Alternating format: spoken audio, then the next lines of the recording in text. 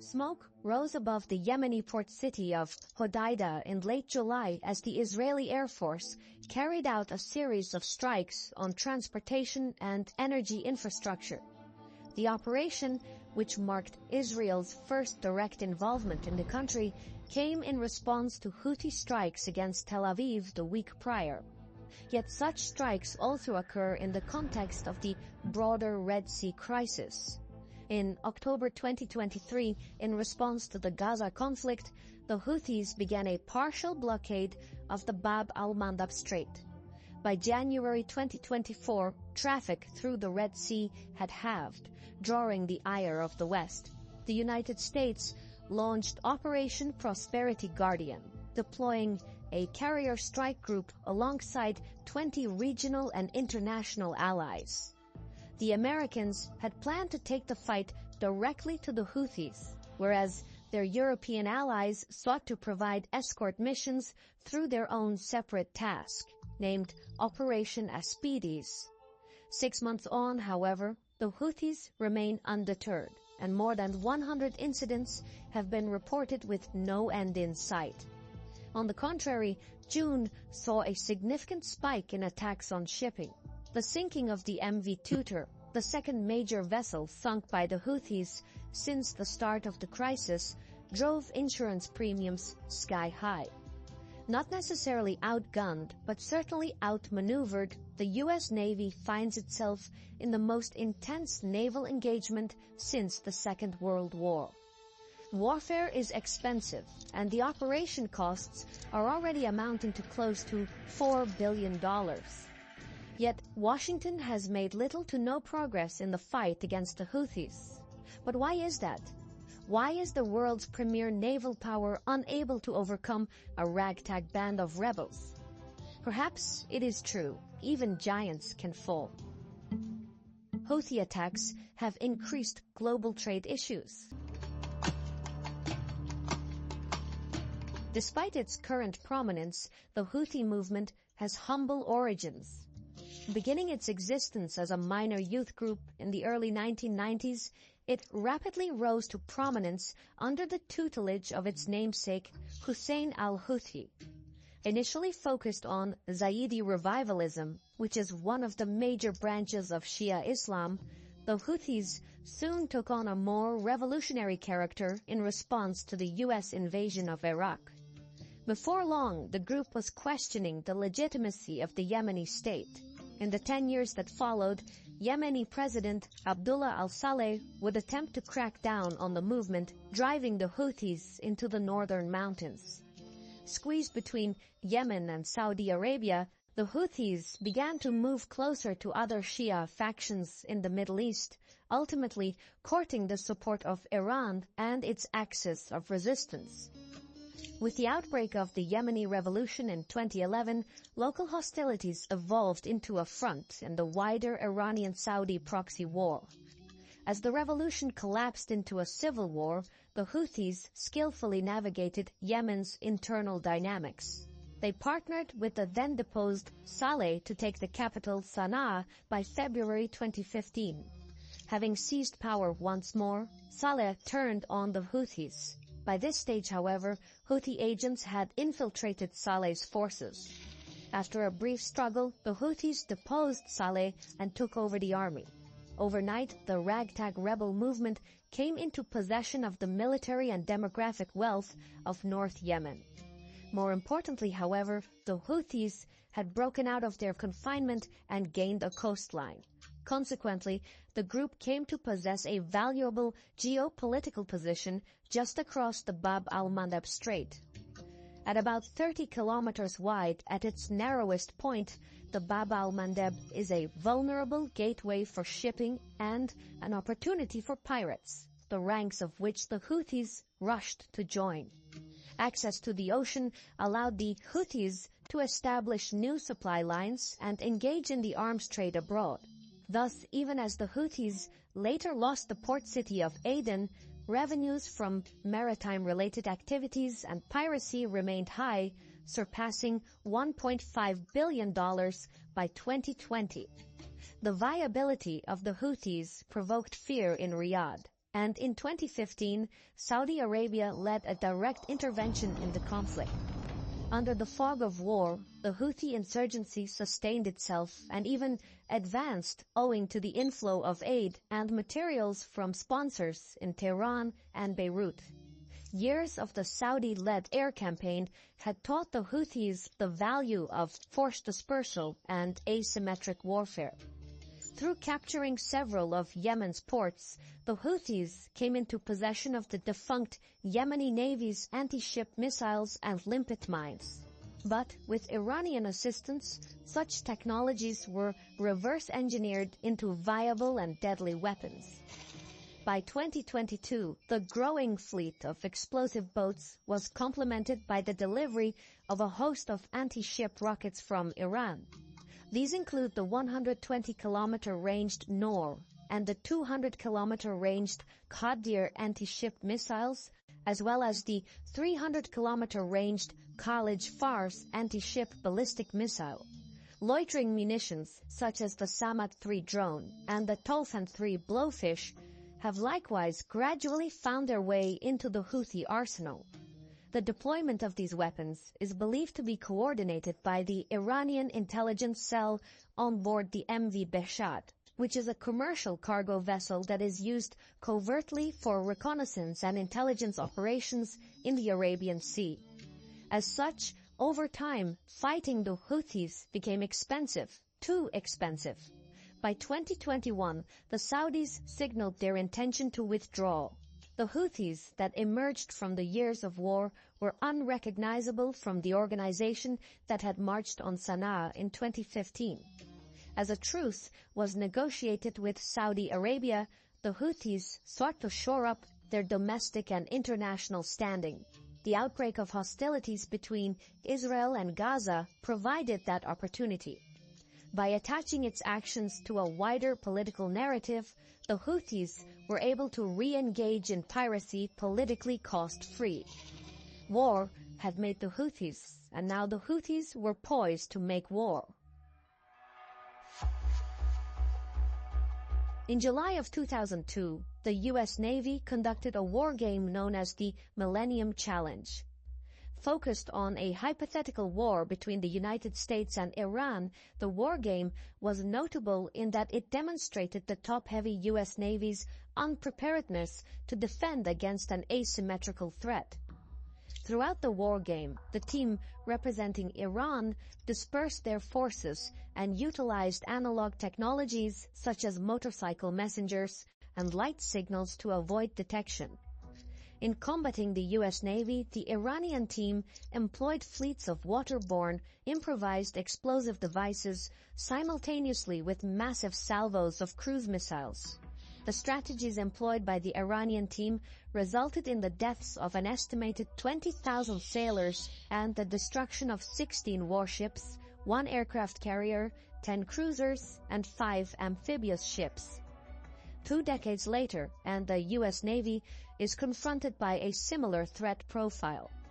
Whilst the Houthis do not possess the same capabilities of a besieged Iranian state, the U.S. Navy is similarly restricted due to wider geopolitical considerations.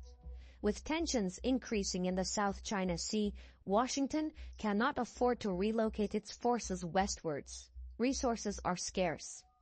Such considerations also limit other aspects of American engagement. Between the ongoing Ukrainian war and the evolving hotspots in South America and the Middle East, American diplomatic and intelligence assets are stretched thinly. Where force can be applied, it is limited by the costs of deployment, which is not always measured in dollars. Since America is the chief global naval power, the U.S. Navy must maintain a presence worldwide. Political disruptions force Washington to redeploy its forces away from one region to the next, yet in doing so it downgrades its threat response in the affected region. In the case of Yemen, Washington has already had to make such concessions, deciding to pull the USS Theodore Roosevelt carrier out of the South China Sea during a serious escalation of tensions between China and the Philippines. By deploying the carrier to the west, Washington incurs the strategic cost of one less carrier in the east. Another problem with modern warships is that they're pricey and designed for combating other conventional warships. They're not made for asymmetric warfare, and so no one wants to risk damaging their assets to an unsophisticated attack. It doesn't look good for the press. Ergo, warships are like poker chips. You don't use them unless you're willing to lose them. For instance, each Arleigh Burke-class destroyer deployed by the United States costs $2 billion to build and another $7 million to operate monthly. As for repair costs, these can be in the hundreds of millions, even if the damage is quite low. Take the case of the USS Cole bombing in the year 2000. Al-Qaeda built an explosive boat that cost less than $1 million. Yet it was able to cause $240 million worth of damage and take the lives of 17 sailors. This economic logic also functions in the inverse. Each missile launched by the U.S. Navy has cost taxpayers between $1 and $4.3 million. When these types of missiles are used to take out budget drones worth $2,000, it is the cost equivalent of using a bazooka to kill a fly. In such cases, it is hard to ascertain who killed who. Not surprisingly, the total cost of Operation Prosperity Guardian, according to Al Jazeera, has amounted to $1.8 and $4 billion. These are not rookie numbers, and American taxpayers will consider such expenses as they go to the polls in November. The legacy of the wars in Iraq and Afghanistan has left the American electorate with little appetite for foreign wars, particularly not wars that necessitate deep commitments, such as Israel's war in Gaza and its associated spillover. The nature of this conflict has also deprived Washington of relying on its traditional strategy of coalition building. Due to the intense controversy in Gaza, none of the Middle Eastern powers are willing to get directly involved. That leaves only the European powers, which are not much of help. The European Task Force, Operation Escalated, has totally different rules of engagement. For one, its mandate discourages direct strikes on Yemeni soil and instead limits European involvement to escorting operations. Yet, in deploying a naval mission apart from the U.S., the European navies face a dual crisis of capability and confidence. Simply put, the European fleet lacks the number of ships necessary to defend against the Houthis because it doesn't have the proper mission to start with. Even where such ships can be gathered, the absence of a unified EU command structure, as well as the lack of communication with the American-British mission, has been disastrous. Faced with such difficulties, it is no surprise that both operations have proven to be ineffective. The ineptitude of the U.S. Navy has emboldened the Houthis, who have scaled up their attacks in recent months. For comparison, between January 2017 and June 2021, the Houthis performed 24 maritime drone attacks, on average one every 70 days.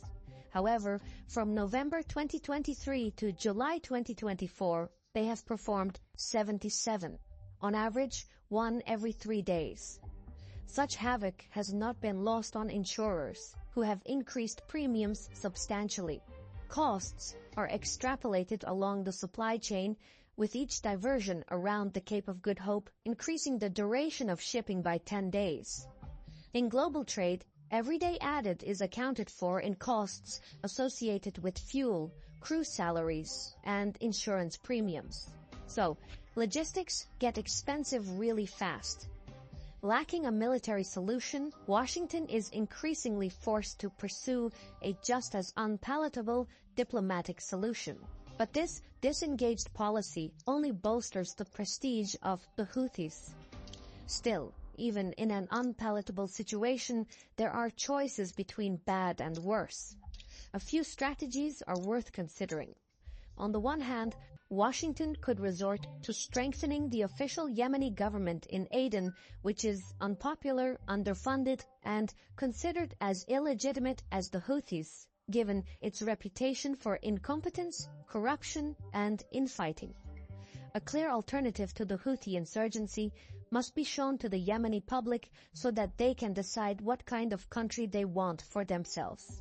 America can count on decades of experience from Afghanistan in what works and doesn't, including the appropriate levels of funding, foreign involvement, political processes, and autonomous organic growth. On the other hand, a concerted UN effort will be necessary to enact change. Russia and China can sometimes act as spoilers in the Security Council, but this does not mean that they are immune to the Houthis' actions.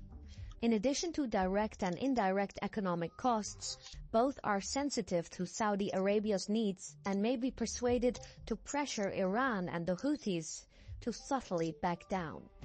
America would likely need to make geopolitical concessions elsewhere to get the Russians and Chinese talking.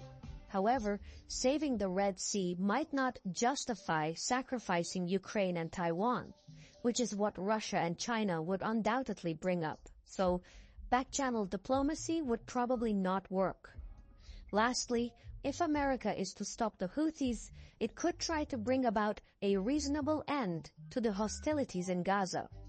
Robbing the Houthis of this justification for their actions in the Red Sea would be a powerful incentive to make them sit down at the negotiating table and abandon behavior that they have hitherto benefited from.